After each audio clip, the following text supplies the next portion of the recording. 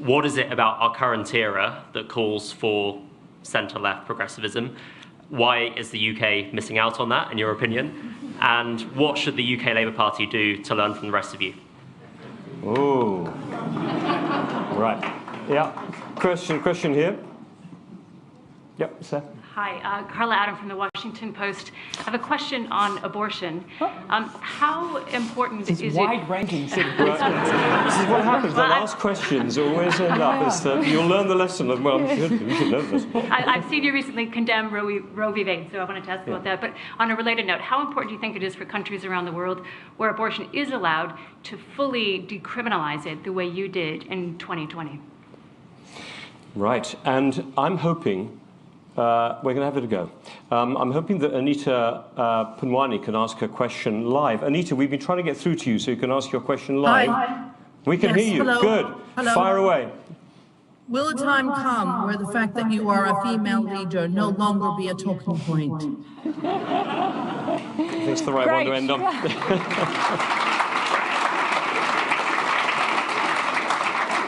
A great question. I'll start from the end and progressively move my way up, and strategically skip questions I don't want to answer. No. I took a list as well. Oh, great. So on the question of will there be a time when it no longer warrants comment that I'm a female leader? Yes, because I believe increasingly that is already the case in New Zealand. I'm the third female Prime Minister. And when I hear stories, which I've heard on more than one occasion, of mothers who will come and often say to me, I had a conversation with my daughter the other day about Prime Ministers, where my daughter met a boy who wanted to be Prime Minister, and she immediately raised the question whether or not boys were allowed to be Prime Minister. And so in my mind, it is only a matter of time elsewhere. But in New Zealand, we are well on that trajectory. Does it mean that there won't be issues that are described as sexist or gendered-based?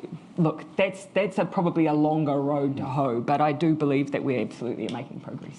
Yeah. Right. Well, second question on my condemnation of Roe versus Wade. Actually, probably the way that I would characterise it is the condemnation of the loss of a woman's right to choose. And I've said this before, both in New Zealand and in other places where I've been asked the question. I grew up in a what would be characterised as probably a relatively conservative faith. But I've actually long grappled with the idea that just because you may hold a conservative position on an issue, whether or not that then gives you the right or the inclination to then remove another person's ability to determine their own position, particularly when that position is whether they can determine their own health decisions. And abortion is a health issue. It is not a criminal justice issue, which is why we decriminalised and made sure that that is the way we treat it in New Zealand. And our approach is also grounded in the right of a woman to choose. And so for me, it's a very simple concept. So that's the position that we hold, and I think is broadly supported by many New Zealanders as well. On the issue of progressive governments, I haven't undertaken any particular analysis, but I might use your question as an opportunity to share something that I've been thinking about for a time. I feel as though regardless of the political persuasion of any particular incumbent right now, that there is an increasing polarisation in our societies, where perhaps we have situations where our citizens may not feel, for whatever reason, that their views are being well reflected or responded to in politics, and that may increasingly lead to fractured or more radical political manifestations. And I'm interested in what the response to that needs to be, because it is, regardless of your political persuasion, it's in no one's interest for people to lose their trust and faith in institutions or in democracy. And so I think we need to keep a constant check on whether or not our democracies are meeting the expectation of our public, in the same way that political parties need to keep a check on whether their policies are responding to the needs of their people. And here I'm going to put in a small plug. You know, in New Zealand, I do think our system of government, MMP, gives a place for people to voice their perspective and views. You've got the two major parties, centre-left, centre-right, but then you've got political parties on either side as well that give people a place to put their vote, and they can ensure that they have a chance to pick who their local representative is and also the political party. I think it's created a parliament that looks and feels like New Zealand. And now that doesn't mean that we won't have times and places where there will be dissent and disagreement. We need to foster that too. But unless we feel like our democracies reflect our people and our decisions do too, I think we'll continue to see the response to that, which will be devastating.